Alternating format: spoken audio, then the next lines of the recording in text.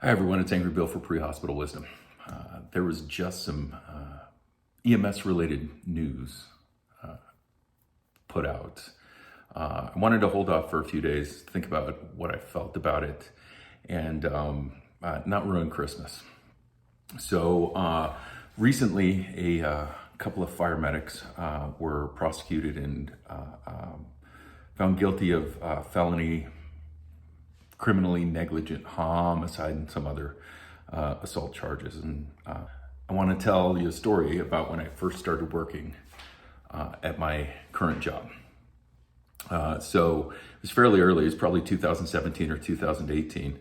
I was working with a paramedic for the first time that wound up becoming a very good friend. We responded to a police involved call and showed up to find a police related dog pile on top of a patient. And this female paramedic, all 120 pounds of her, waded in and started getting police off the patient. Started doing her job, assessing the patient, calming the patient down, calming the scene down, calming the police down, doing her job. I don't remember the specifics. I don't remember if the patient needed sedated or not. I kind of think so, but I'm not positive. But the amazing thing was that she waded right in there and started doing the right thing, doing what was best. And over the last, 5 years or whatnot, when I brought that up or when I mention it, she doesn't understand why I find it impressive, which is really kind of a cool thing and speaks a lot to her character. Because there's two huge paramedics that just ran into the same situation and didn't do that. And as a matter of fact, without assessing the patient, they ordered up some ketamine, gave the wrong medication and the wrong dose, and ended a life. So I'm proud to work where I do, and I'm proud to work with the people that I do. And it is a special thing that she was advocating for her patient at that time. One thing that I keep hearing about is that these paramedics are guilty of sedating a patient. And that's a lie. That's propaganda. That's not true. As a matter of fact, Charles Richardson, the general counsel of Aurora Firefighters Local 1290, gave a statement that was published in the news.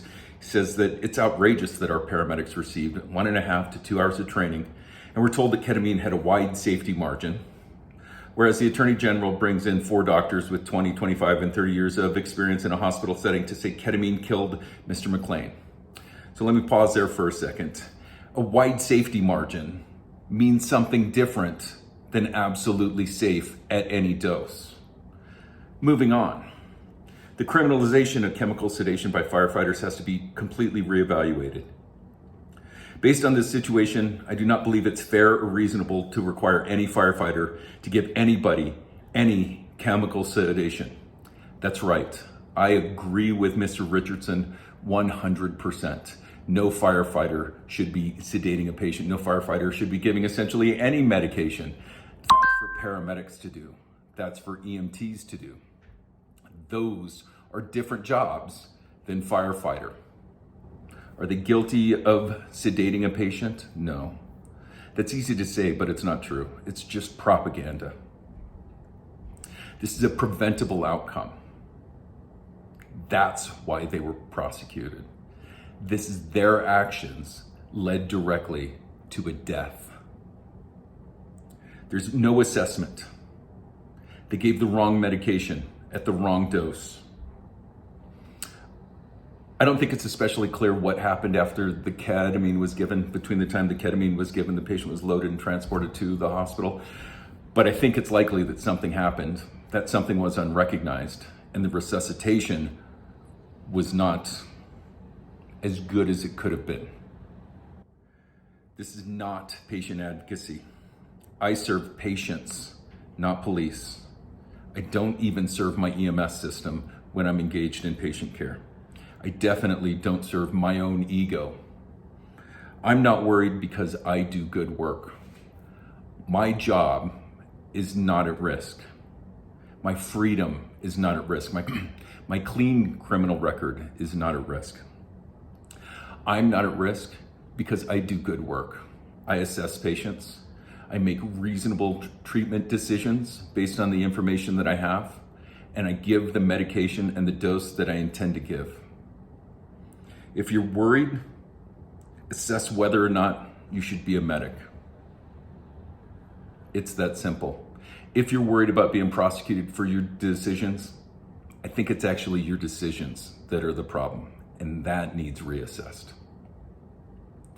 So I'm interested to know if you agree or disagree with all of this, with not only the verdict, the prosecution, but also my message here. Make sure and leave a comment down below. Prehospitalwisdom@gmail.com is my email address if you want to talk to me directly. Make sure to like, subscribe, share this. Once again, this is Angry Bill for Pre-Hospital Wisdom. Until next time, stay safe.